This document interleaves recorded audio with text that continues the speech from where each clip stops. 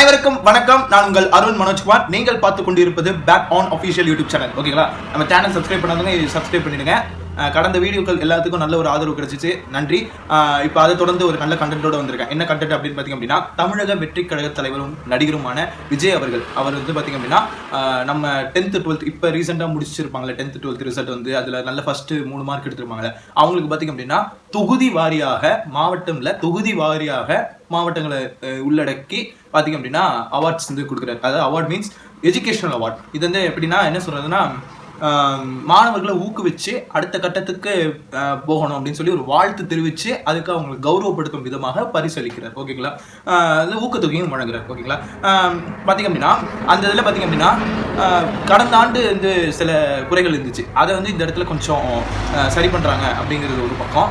ரெண்டாவது என்னன்னு பார்த்தீங்க அப்படின்னா விஜய் சார் வந்து என்ன ஸ்பீச் பேசியிருக்காரு அப்படிங்கிறது. மூணாவது, இந்த வருஷம் இந்த நடக்கிற நிகழ்ச்சியில சில விஷயங்கள் முரண்பாடான சில விஷயங்கள் நடந்துச்சு, அதை பத்தி நம்ம சொல்லுவோம். அண்ட் இப்போ நான் இந்த வீடியோ ரெக்கார்ட் பண்ணிட்டு இருக்கப்போ கூட அந்த ஈவெண்ட் நடந்துகிட்டு தான் இருக்கு. அதுல சில ட்ரெண்டிங்கான ஈவெண்ட்ஸ் எல்லாம் இருக்கும்ல, அந்த மிஸ்லேனியஸான விஷயங்கள் ஜூலை 3க்கு அப்புறம் ஆக்சுவலா இது 2 கட்டமா நடக்குது இந்த ஈவெண்ட். இப்போ இந்த ஈவெண்ட் வந்து இன்னைக்கு ஒரு ஈவெண்ட் நடக்குது, இதுக்கு அடுத்ததா பாத்தீங்கன்னா ரெண்டாவது வந்து பாத்தீங்கன்னா ஜூலை 3 2 ஈவெண்டா நடக்க போகுது. ஏன்னா போன வருஷம் வந்து பாத்தீங்க அப்படின்னா ஒரே நாள்ல கொடுத்தாங்க, இந்த வாட்டி கொஞ்சம் செப்பரேட் பண்ணியிருக்காங்க. ஓகேங்களா? கிட்டத்தட்ட பாத்தீங்க அப்படின்னா 142 தொகுதிகளில் 852 மாணவிகள். ஓகேங்களா? மாணவர்களும் வந்திருக்காங்க, மாணவிகளும் வந்திருக்காங்க, அவங்களோட பெற்றோர். ஓகேங்களா? அப்பா அம்மா அந்த பையன் இல்ல அந்த பொண்ணு. ஓகேங்களா? அவங்களுக்கு மட்டும் தான் அலௌடு அப்படிங்கிற மாதிரிலாம் சொல்லி பண்ணியிருந்தாங்க. ஏறக்குறைய பாத்தீங்கன்னா அதுதான் வந்து இப்போ நடக்குது. இதுல வந்து ரொம்ப சுவாரஸ்யமான ஒரு விஷயம் என்ன அப்படிங்கிறது என்னன்னு பாத்தீங்க அப்படின்னா பவுன்சர்ஸ். இது துபாயிலேருந்து 50 பவுன்சர்ஸை கொண்டு வந்து இந்த நிகழ்ச்சியை இது பண்ணுறாங்களாம். எனக்கு இதில் புரியாத ஒரு விஷயம் என்னென்னா, இது மாணவியர்களுக்கான ஃபங்க்ஷன். ஓகேங்களா? இது வந்து ஆடியோ லான்ச் ஃபங்க்ஷன் மாதிரி இல்லை, அந்த மாதிரி இல்லை. இது வந்து மாணவியர்களுக்கான ஃபங்க்ஷனுக்கு எதுக்கு சார் 50 பவுன்சர்ஸ், அது துபாயிலேருந்து, அதுவும் பார்க்க எல்லாம் மலைமாட்டு கணக்காக நிற்கிறானுங்க. எதுக்கு அவ்வளோலாம் செலவு பண்ணுறீங்க? துபாயிலேருந்து ஒருத்தனை விசா வர வச்சு அவனுக்கு இந்த மாதிரி இது பண்ணி எப்படி திடீர்னு துபாயிலேருந்து 50 பவுன்சர்ஸ் சொன்னாங்கிறது முதல் முரண்பாடான ஒரு விஷயம். ஒன்று. ரெண்டாவது வந்து பார்த்தீங்க அப்படின்னா நான் இன்னும் விஜய் சார் ஸ்பீச் பற்றி வரல. ரெண்டாவது, ஓகேங்களா, ரெண்டாவது விஷயத்தை நான் சொல்கிறேன். தலைவர் வந்து உள்ள என்ட்ரி கொடுத்தாப்புல. என்ட்ரி கொடுக்கும்போது பார்த்தீங்க அப்படின்னா இந்த வழக்கம் போல் நம்ம மக்கள் இயக்கம் பாய்ஸ் வந்து இப்போ வெற்றி கழகம் பாய்ஸாக மாறிட்டாங்கல்ல, அவங்க என்ன பண்ணுறாங்க, விஜய் சாரோடைய ப்ரீவியஸ் படத்தில் உள்ள சில மியூசிக்ஸ் அந்த இதெல்லாம் யூஸ் பண்ணி அவங்களுக்கு அந்த ஒரு மாதிரி பப்ளிசிட்டி தானே, தலைவன் வந்தாங்கன்னா தொண்டர்கள் இப்படி தான் இருப்பாங்கல்ல, சரின்ட்டு பார்த்தீங்க அப்படின்னா அந்த மாதிரி சவுண்ட்ஸ் அந்த இதெல்லாம் கொடுக்குறாங்க, மியூசிக்லாம் வந்து அதுக்கு எங்கெங்கே இதெல்லாம் ரைட்ஸ் வாங்குறாங்க. இல்லை என்னைக்கு வந்து ஆல்ரெடி நம்ம காப்புரிமை பற்றி நிறையவே பேசி வச்சிருக்கிறோம். அந்த அப்கமிங் ஈவெண்ட்ஸ்லாம் அந்த மாதிரி எதுவும் பயன்படுத்தாதீங்க, ஏன்னா காப்புரிமை கேட்பாங்க. அரசியல் தலைவராக இருக்கிறப்ப வேற, நடிகராக இருந்தப்ப வேற. நடிகராக இருக்கிறப்பே அவருடைய பாடலையே வந்து அவர் பயன்படுத்த முடியாது, ஏன்னா அதுக்கெல்லாம் சில விஷயங்கள் இருக்கு. சரி, ஓகே. அவர் வந்து அது மாதிரி வந்தால் அது மாதிரி தளபதி எங்கள் தளபதி அப்படிங்கிற மாதிரியும் நான் ரெடி தான் வரவா அந்த பாடலாம் வருது. தலைவன் உள்ள வந்தானே பார்த்தீங்கன்னா ஃபர்ஸ்ட்டு அவர் வந்து உட்காரதுக்கு முன்னாடி கொஞ்ச நேரம் உட்காந்தாரு, அப்புறம் திடீர்னு எந்திரிச்சாரு. திடீர்னு எந்திரிக்கும்போது அந்த ஒரு அம்மா வந்து மைக் பிடிச்சி பேசுவாங்கல்ல, தொகுப்பாளர். ஓகேங்களா? தொகுப்பாளினி. ஓகேங்களா? நல்ல தமிழ் வார்த்தை. தொகுப்பாளினி அவர்கள் வந்து பேசும்பொழுது பேசி அவங்க முடிக்கிறதுக்கு முன்னாடியே தலைவன் எந்திரிச்சு ஒவ்வொரு மாணவர்களும் அங்கங்கே போய் சுற்றி பார்க்கறதுலாம் என்ன, அது வந்து என்ன கான்செப்ட்னு எனக்கு புரியல. சும்மா அங்கங்க இது வந்து என்னன்னா ஒரு அரசியல் ஸ்டண்ட் அடிக்கிறார் போல அப்படிங்கிற மாதிரி தான் இருந்துச்சு. ஓகேங்களா? மாணவர்கள்ட்ட போய் அரசியல் கருத்துக்களை வந்து கொஞ்சம் புகுத்தினாரு. ஓகே, இப்போ நான் ஸ்பீச் பற்றி வரேன். இப்போ நான் சொல்கிறேன்ல, மாணவர்கள்ட்ட சில அரசியல் கருத்துக்களை வந்து புகுத்தினாருட்டு. அதுக்கு முன்னாடி அவர் என்னென்னலாம் வார்த்தையாக சொன்னாருங்கிறத நான் நோட் புக் பேசுகிறேன். ஓகேங்களா? ஏன்னா அவர் பேசின ஃப்ளோ வந்து எனக்கு கரெக்டாக கேட்ச் பண்ண முடியல. எப்பயுமே பார்த்தீங்க அப்படின்னா சும்மா நார்மலாக ஒன்று ஆரம்பிச்சு நெஞ்சில் குடியிருக்கும் என் அன்பான ரசிகர்களுக்கும் அப்படின்னு சொல்லிட்டு பேசிட்டு படத்தில் இருக்கிற ஒவ்வொருத்தங்களும் அப்படி இப்படி நடத்துனாங்க, இப்படி நடிச்சாங்க, அது இது அப்படின்னு சொல்லிட்டு லாஸ்ட்டாக தான் தலைவன் வந்து குட்டி ஸ்டோரி அதெல்லாம் சொல்லி அரசியல் சம்பந்தமாக பேசுவார். ஆனால் இங்கே அப்படி இல்லை. ஃபஸ்ட்டு எடுத்த உடனே வந்து 10th and 12th மாணவர்களை வந்து பாராட்டி பேசினார். ஓகேங்களா? அவங்களுக்கு அப்புறம் இதில் வந்து தேர்ச்சி பெறாமலோ அல்லது மார்க் ரொம்ப கம்மியாக எடுத்தவங்களோ வருத்தப்படாதீங்க, உங்களுக்கு வந்து வெற்றி தோல்விங்கிறது சகஜம்தான். கரியர் கைடன்ஸ் வந்து எடுத்துக்கோங்க. வந்து எப்பயுமே வந்து உங்களுக்கு நீங்கள் எந்த துறையை தேர்ந்தெடுக்கிறீங்களோ அந்த துறையில நீங்க 100% கொடுத்தீங்க அப்படின்னா நிச்சயமா நீங்க அந்த துறையில வெற்றியாளராக வர முடியும் அப்படிங்கிறாரு. கரியர் கைடன்ஸ் கொடுக்கணும் அப்படிங்கிற, அதாவது கரியர் கைடன்ஸ்ங்கிறது ரொம்ப முக்கியம். அவரோட கரியர் கைடன்ஸ்ல ஒன்று சொன்ன விஷயம் என்னன்னா, அங்க நண்பர்கள் சிலர் எல்லா துறைகளுமே நல்ல துறை தான், நீங்க எதை முன்னோக்கி பண்றீங்களோ அதுல நீங்க எந்த அளவுக்கு 100% உங்களோட கான்ட்ரிபியூஷன் இருக்கோ அதுதான் உங்களுக்கு வந்து ரிசல்ட்டா வரும் அப்படிங்கிற மாதிரி அவர் நல்லா தெளிவாக சொல்லியிருந்தார். ஒரு காமன் மேன் பாயிண்ட் ஆஃப் வியூல இருந்து கூட சொல்லலாம். அவ்வளவு பெரிய செலிபிரிட்டியா இருக்கிற இவரும் சொல்றாரு. ஓகே, ஒன்று. ரெண்டாவது வந்து பாத்தீங்க அப்படின்னா இது வந்து எப்படி சொல்றது, ஓகே, மாணவர்கள் அரசியலுக்குள்ள வரணும். ஓகே, மாணவர்கள் அரசியலுக்குள்ள வரணும். அதாவது படித்த இளைஞர்கள் இந்த நாட்டில் அரசியல்வாதிகளாக ஆகணும். அரசியல் இருக்கணும் அப்படிங்கிறாங்க. மாணவர்கள் வந்து மறைமுகமாக அரசியலும் பண்ணலாம். ஐ மீன் எப்படின்னா படித்தவரா ஒரு இப்போ மாணவர்னா பள்ளி மாணவர்னு இல்லை, கல்லூரி மாணவனாகவே இருந்தாலும் கூட அவன் வந்து பொலிட்டிக்கல் இன்ட்ரெஸ்ட் காட்டலாம் மறைமுகமாக, நேரடியாக இல்லை மறைமுகமாக. எந்த அளவுக்குன்னா இப்போ நியூஸ் பேப்பர்லாம் சிலது பார்க்குறோம்ல, நம்ம நியூஸ் பார்க்குறதுல கூட ஒவ்வொரு நியூஸ் சேனல்லும் ஒவ்வொரு மாதிரி இருக்கும். ஓகேங்களா? இப்போ வந்து ஒரு விஷயத்தை வந்து தலைப்பு ஒரு இதில் வந்து கொட்ட எழுத்துல மொதல் பேஜில் தலைப்பாக போடுற விஷயம் இன்னொரு பத்திரிகையில் இன்னொரு நியூஸ் பேப்பரில் கடைசி பக்கத்தில் கூட போட மாட்டாங்க. இது இயல்பான ஒரு விஷயம். அப்படின்னா இதில் வந்து நீங்கள் புரிஞ்சுக்கிட்ட ஒரு விஷயம், நியூஸ் வேற, ஒப்பீனியன் வேற. ஓகேங்களா? கிட்டத்தட்ட நியூஸ் ஒன்றாவே இருந்தாலும் சாரி, இதை வந்து கொஞ்சம் மாற்றி சொல்கிறேன். நியூஸ் ஒரே செய்தியை ஒரே நிகழ்வு வந்து வெவ்வேறு கண்ணோட்டங்களில் வெவ்வேறு தனமான ஒரு விமர்சனங்கள் அல்லது வெவ்வேறு கருத்துகள், ஓகேங்களா, வெவ்வேறு கருத்து முரண்பாடுகள், கருத்து ஆதரவுகள் இருக்கும். ஒப்பீனியன் சொல்லுவாங்க. அதுக்கு வந்து தமிழ் எனக்கு கரெக்டாக அதை வார்த்தை சொல்ல தெரியல. ஒப்பீனியன் வந்து மாறும். அப்படிங்கிறப்ப எது உண்மைங்கிறத நீங்கள் அனலைஸ் பண்ணுங்கள்.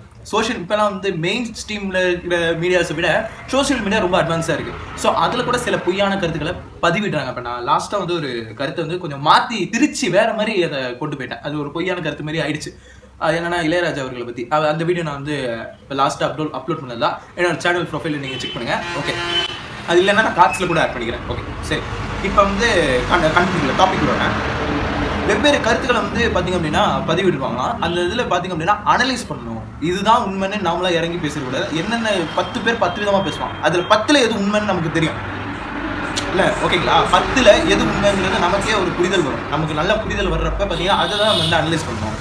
அண்ட் வந்து பார்த்திங்க அப்படின்னா புரணிகள் பேசுவாங்கல்ல சில விஷயங்கள், சோஷியல் மீடியாவில் புரணி பேசுகிறது, விமர்சகர்கள் பேசுகிற விஷயங்கள், அதெல்லாம் வந்து நீங்கள் அனலைஸ் பண்ணணும். எது உண்மை எது பொய்ங்கிறது வந்து பார்த்திங்க அப்படின்னா நிறைய பேருக்கு தெரியறதில்லை அப்படின்னு சொன்னார். விசாலமான பார்வை, விசாலமான தலைவர்களை உருவாக்கணும் அப்படின்னா படித்த இளைஞர்களே வந்து அரசியலுக்குள்ள வாங்க. டேரெக்டாகவே சொல்கிறார், ஓப்பனாக சொல்கிறார். படிச்சிருக்கீங்களா? படித்த இளைஞர்களே வாங்க, மாணவர்கள் வந்து மறைமுகமாக அரசியலும் பண்ணுங்க அப்படிங்கிறதையும் வந்து அவர் சொல்கிறார். ஓகேங்களா? அதுக்கப்புறம் வந்து பார்த்திங்க அப்படின்னா ஏன்னா அவர் வந்து இப்போ ஸ்கூல் முடிஞ்சு காலேஜ் லைஃப்லாம் ரொம்ப அது ஒரு வேறு மாதிரி ஒரு அட்மாஸ்பியர் செட் ஆகும். ஸோ அது அவருக்கு தெரியும் ஆல்ரெடி. ஏன்னா எத்தனை படங்களில் வந்து காலேஜ் சம்மந்தமான படங்கள்லாம் நடிச்சிருப்பாரு. அது ஒரு சில விஷயங்கள் அவரே வந்து காலேஜ் டைமில் இருக்கும்போது தான் ஹீரோவாட்ட இது பண்ணார். ஓகேங்களா? அப்படிங்கிறப்ப அவருக்கு அந்த நாலேஜ்லாம் இருக்குல்ல. ஸோ அதெல்லாமே அதில் இருந்துச்சு. அண்ட் வந்து விசாலமான தலைவர்கள், அதாவது எல்லா தலைவரையுமே தலைமை பொறுப்பில் இருக்க எல்லாருமே ரொம்ப டைரெக்டாக அட்டாக் பண்ணாமல் ரொம்ப நார்மலான சட்டிலான டோனில் வந்து பார்த்திங்க அப்படின்னா அதை பற்றி பேசியிருப்பாப்ல. நல்ல தலைவர்கள்னால் அரசியல் ரீதியாக மட்டும் இல்லை, ஒரு நிர்வாகம் நிர்வகிக்கிற ஒரு இடத்துல இருக்கிறவங்க. நான் ரொம்ப தமிழில் வந்து கொஞ்சம் ரொம்பலாம் புலமை கிடையாது, நான் சொல்கிறேன் ஒரு வார்த்தை. அந்த இடங்களில் சில தலைவர்கள்னு ஒன்று இருப்பாங்க. அந்த தலைவர்கள்ட்ட போய் ரீச் ஆகிறதுக்கு முன்னாடியே நம்மளை கட்டி கீழே எடுக்கிறது யாருன்னா கவுன்சிலிங். அதை பற்றிலாம் கொஞ்சம் விஜய் சார் சொல்லியிருக்கலாம்.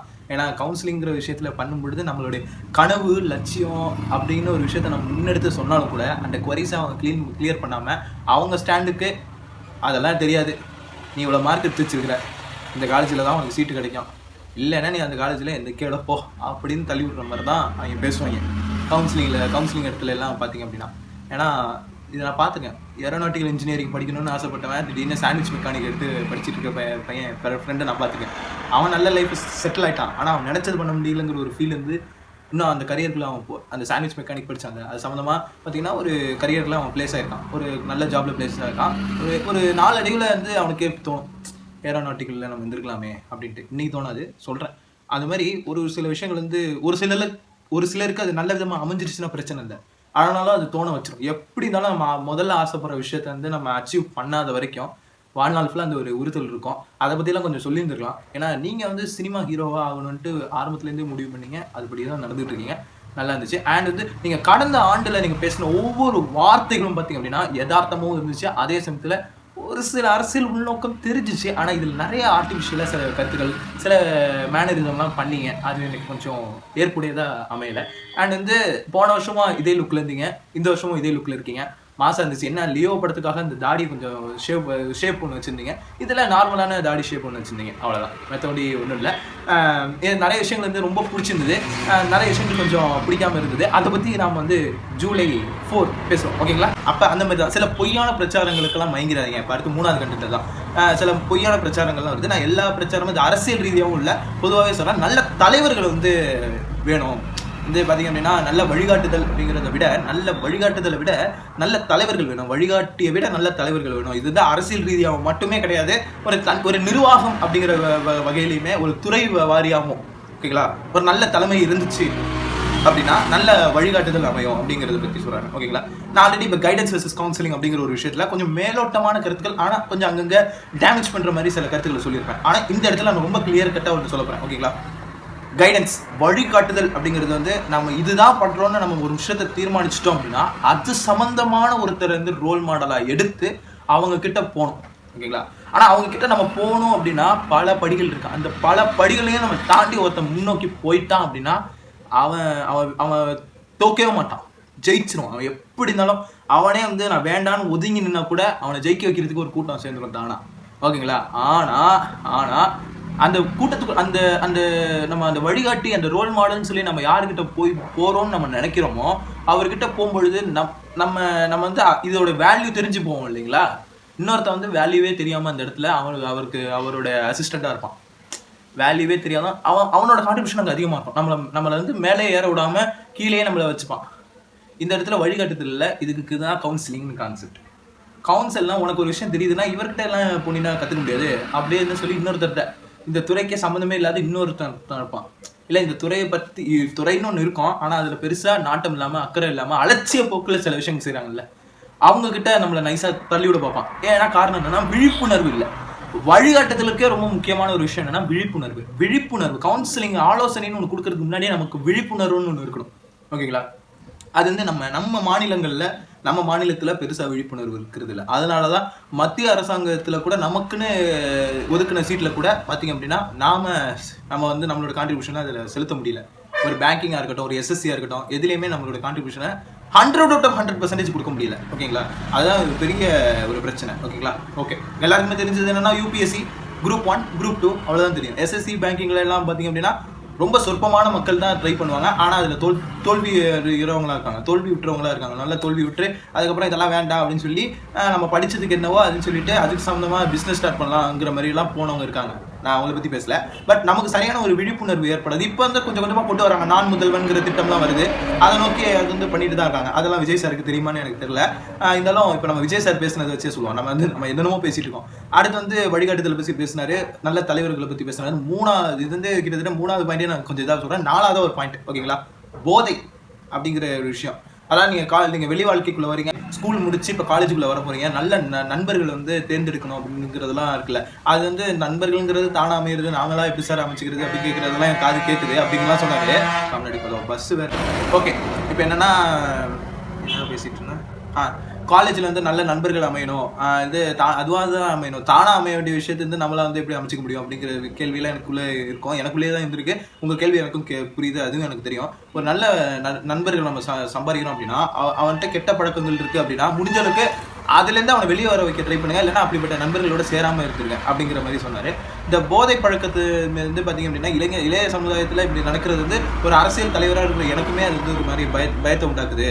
இந்த போதை கலாச்சாரம் அப்படிங்கிற ஒரு விஷயத்தை அப்படின்னு சொல்றாரு. ஆனால் இவர் மட்டும் படத்தில் வந்து பார்த்தீங்க அப்படின்னா 10வது பாட்டில் நான் குடிக்க 5-6 அண்டாவை கொண்டா சியஸ் அடிக்க கேடா வெட்டி கொண்டாங்கடா பசி நான் தணிக்க ஏனா ரெடிதான் வரவா வெள்ளி உள்ள போனால் போதும் கில்லி வெளியே வந்தான் பார் அப்படிங்கிற மாதிரி. இது இந்த கலாச்சாரம் ஈவெண்ட். கலாச்சாரம் சாப்பிட்டாங்கல்ல, இதில் நம்ம கள்ளக்குறிச்சியில் கருணாபுரம் பகுதியில் வந்து கலாச்சாரம் அருந்தி கிட்டத்தட்ட ஒரு 140 பேருக்கு மேலே வந்து பார்த்திங்க அப்படின்னா ஹாஸ்பிட்டலில் அட்மிட் ஆயிருக்காங்க. ஏறக்குறைய இப்போ 59 பேருக்கிட்ட இறந்து பேருக்கு தான் சொன்னாங்க. கடைசியாக நம்ம பேசின வீடியோவில் 51 சொல்லிடலாம், இங்கே 59 ஆயிடுச்சு. ப்ரமோஷன் ஆயிடுச்சு. என்ன பண்ணுறது, உயிருங்கிறது ரொம்ப சாதாரண விஷயம் இல்லை. அதை பற்றி அப்புறம் அரசாங்கத்தில் அரசு உதவிகளை பற்றிலாம் நம்ம பேசலாமே ஆல்ரெடி. அதை நீங்கள் வீடியோ பாருங்கள். அதில் அடுத்து அப்படியெல்லாம் இவர் வந்து சொல்லி அப்படியெல்லாம் அவர் வந்து பார்த்தீங்கன்னா சில விஷயங்கள் பண்ணிவிட்டு கூச்சமே இல்லாமல் பார்த்தீங்க அப்படின்னா இந்த மாதிரி போதை பழக்கங்கள்லேருந்து வெளியே வரணும் நண்பா. இந்த மாதிரி பள்ளி மாணவர்கள்லாம் பார்த்தீங்க அப்படின்னா சில தவறான பழக்கங்கள் கெட்ட பழக்கங்கள்ல வந்து மாட்டிக்கிறாங்க அப்படிங்கிற மாதிரி பேசுறாரு. இவர் வந்து திருமலையில் இப்படி பண்ணி அப்படி பண்ணது வந்து பார்த்தீங்க அப்படின்னா காமெடி சீன்ஸ்லாம் வந்து மது அருந்திட்டு காமெடி பண்ணுறது, அப்புறம் வந்து நான் சிகரெட்டே பிடிக்க மாட்டேன் மது அருந்த மாட்டேன்னு சொல்லிட்டு அடுத்தடுத்த திரைப்படங்கள்லேருந்து அதை வந்து வழி கொண்டு வந்தது. அப்படி பண்ணிட்டு இப்போ இங்கேருந்து பேசுறாரு. இதில் வந்து மெயினாக ஒரு விஷயத்த சொல்றாரு. அது என்னங்கிறத நான் இங்கிலீஷில் சொன்னார். ஓகேங்களா, say no to temporary pleasures, say no to drugs அப்படின்னு கிட்டத்தட்ட 3 தடவை கிட்ட சொல்லிட்டாருன்னு நினைக்கிறேன் அந்த விஷயத்த. ஓகேங்களா, உறுதிமொழியாக வந்து மாணவர்கள் வாயாலே சொல்ல வைக்கிறாரு. ஆனால் இவர் மட்டும் பார்த்தீங்க அப்படின்னா விசில் போடு ஏ நண்பா விசில் நடு என்னோடு ஸ்காட்சை தொடர்ந்து சாம்பியன் ஓப்பன் பண்ண வராமா. ஆனா அவர் வந்து இப்படி சொல்லுவாரு, ட்ரக்ஸுக்கு அடிமையாகாதீங்க நண்பா அப்படிங்கிற மாதிரி பேசுவார்.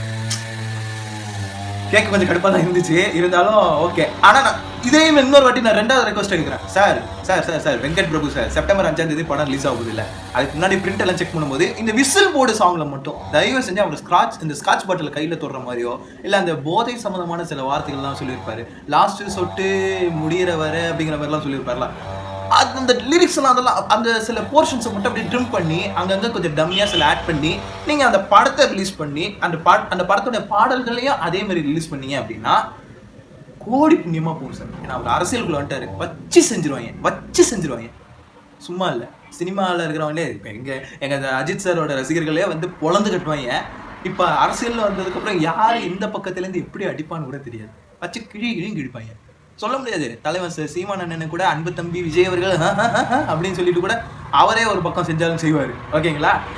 புரிஞ்சுக்கோங்க. மாணவர்கள் கிட்ட பேசும்பொழுது நீங்கள் சுதந்திரமாக செஞ்சு முடிச்சுக்கிட்டு திடீர்னு வந்து நல்ல மாதிரிலாம் அட்வைஸ் பண்ணுறப்ப கொஞ்சம் கடுப்பாக தான் இருந்துச்சு. ஓகேங்களா? உடனே அவர் சொல்கிறாரு, இதை நான் ஜூன் 3க்கும் சேர்த்து தான் பேசுகிறேன், அட்வைஸுங்கிறது உங்கள் யாருக்குமே பிடிக்காதுன்னு எனக்கு தெரியும், இருந்தாலும் நான் அப்படி பேசுகிறேன். நீ அட்வைஸ் பண்ணுற, உன்னோட ஒப்பீனியனை ஷேர் பண்ணுறேன், அதுவும் அந்த மாணவர்கள்ட்ட இம்போஸ் பண்ணுறேன். ஆனால் லாஸ்ட் ஈவெண்ட்ல இருந்து நீங்கள் என்ன பேசுனீங்க அப்படிங்கிறத நான் அடுத்த வீடியோவில் சொல்கிறேன். ஓகேங்களா? இந்த வீடியோ உங்களுக்கு ரொம்ப பிடிச்சிருந்துச்சு அப்படின்னா ஷேர் பண்ணுங்கள். என்னடா திடீர்னு நல்லா பேசிட்டு இருந்தவன் ஒருமையில பேசுனானே அப்படின்லாம் நினச்சி கோவப்படாதீங்க, ஆதரப்படாதீங்க. ஒரு சில கருத்துக்கள் கொஞ்சம் முரண்பாடாக தான் இருந்துச்சு. பாசிட்டிவாக 4-5 பேசணும், பாசிட்டிவிட்டி பேசினாரு. அதான் நான் சொன்னேனே, பாசிட்டிவிட்டி பப்ளிசிட்டி, அது காரணம் பாசிட்டிவிட்டி இல்லை பப்ளிசிட்டி. மாணவர்கள் அவ்வளோ பேர் வந்தாங்களாம், அவரோட அப்படி அங்கங்கே கலந்துரையாடினது வந்து பாசிட்டிவாக ஃபீல் பண்ணாராம். அது பப்ளிசிட்டியா? ஏன் எங்களை மாதிரி புரிஞ்சவங்கள்ட்ட நாங்களாம் வந்து எங்களுக்கான அங்கீகாரம் கிடைக்காம நாங்கள் வந்து முயற்சி மட்டுமே பண்ணிட்டு இருக்கிறோம். எங்கள் கண்ணுக்கு நீ பண்ணுறது என்னங்கிறது எங்களுக்கு தெரியும். மாணவர்கள்ட்ட சொல்லி உங்களை ஏமாத்தாத. என்ன பாவம் மாணவர்களுக்கு இப்போ அதுவும் வெளி உலக வாழ்க்கைக்குள்ளே இன்னும் வராதவங்க கிட்ட போய் நீ வந்து சொல்லி அவங்கள ஏமாத்துறிய. ஏறக்குறைய 852 மாணவ செல்வங்கள் வந்து கிட்டத்தட்ட நீ அந்த ஒரு வார்த்தை சொல்லி ஏமாத்துற. சரி, ஓகே, அது உன்னோட ஒப்பீனியன் தான். ஆனால் ஒரு சில விஷயங்கள் வந்து நம்ம சொல்கிறோம் அப்படின்னா தங்களுடைய மதிப்பிற்குரிய ஒரு விஷயமா நம்ம சொல்லணும் அப்படின்னா உடனே எல்லாம் அவர் ஏற்றுக்க மாட்டார். இந்த மாதிரி ஒருமையில பேசும்போது கொஞ்சம் உள்ள சுருக்குன்னு ஏறும். ஆஹா, ஆமாம், இப்படி ஒரு விஷயம் இருக்கா, இவ்வளோதான் இருக்கா அப்படின்னு அவருக்குள்ளே யோசிப்பேன். ஓகேங்களா? நான் பேசுகிற முகம், நான் வார்த்தைகள் வேணால் அவர் காயப்படுத்திருக்கலாம், காண்டிருக்கலாம். ஆனால் அதை நல்லா ஆழ்ந்து சிந்திச்சு பார்த்தா அதோட அர்த்தம் புரியும் பொழுது, அடடா இவ்வளோலாம் இருக்காடா தம்பி அப்படிங்கிற மாதிரி வரும். ஓகேங்களா? இது எப்படி இருந்தாலும் விஜய் சாருக்கு போய் கொண்டு சேர்த்துருக்கேன். ஓகேங்களா? ஏன்னா இது வந்து அவரை நான் எந்த இடத்துலையும் அஃபண்ட் பண்ணிலாம் பேசல, ரொம்ப நார்மலான விஷயங்களை தான் நான் ஷேர் பண்ணியிருக்கேன். அடுத்த வீடியோவில் பார்த்திங்க அப்படின்னா சில விட்டு போன கண்டென்ட்லாம் வந்து பார்த்திங்கன்னா ஜூலை 3 ஈவெண்ட் நடக்குது இல்லைங்களா, அதை பற்றி நம்ம விமர்சனம் பண்ண முடிஞ்சு அதை தொடர்ச்சியாக நம்ம வந்து இதை பற்றி பேசுவோம். ஆனால் அதுக்கு முன்னோடியே நம்ம எதை பற்றி பேசணும் அப்படின்னா, போன வருஷம் விஜய் மக்கள் இயக்கம் அப்படிங்கிற சார்பில் இந்த பரிசளிப்பு விழா நடந்துச்சுல, அதை பற்றி நான் அடுத்த வீடியோவில் உங்கள்கிட்ட பேசுகிறேன். அண்ட் இந்த வீடியோ உங்களுக்கு ரொம்ப பிடிச்சிருந்துச்சுன்னா உங்கள் ஃப்ரெண்ட்ஸ் அண்ட் ஃபேமிலிக்கு ஷேர் பண்ணுங்கள். நாளைக்கு ஒரு நல்ல கண்டென்ட் உங்களுக்கு சொல்லிட்டேன்னு நினைக்கிறேன். நாளைக்கு சந்திப்போம். நன்றி, வணக்கம்.